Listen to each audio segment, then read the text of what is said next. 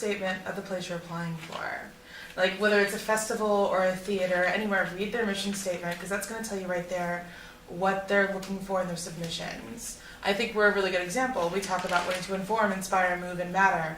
When we were evaluating submissions, we're looking at do they inform, inspire, move, and matter. And if in your artistic statement you're like, oh, this is really informative, you know what I mean? If you're hearkening back to those things you know we care about, you're making our job easier and you're setting yourself up for success. Yeah. And even in that regard, in the committee meetings, people will say, going back to the artistic statement, they wrote the best artistic statement I've ever, and you know, and I, the performance needs work, but I really think that because of their passion, you know, we need to look at them more so, you know, so that artistic statement really does matter if you really put that thought into and absorb sort of what we do and why we do it and where our interests lie. Even looking at the historic shows selected within each of these festivals is very informative too. Do your research.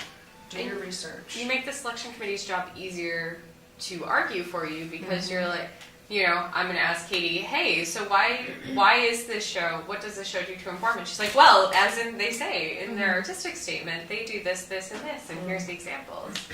So making our lives easier also helps. And by the way, attaching a director who knows what they're doing to your project is a good idea. Having a director, a good idea.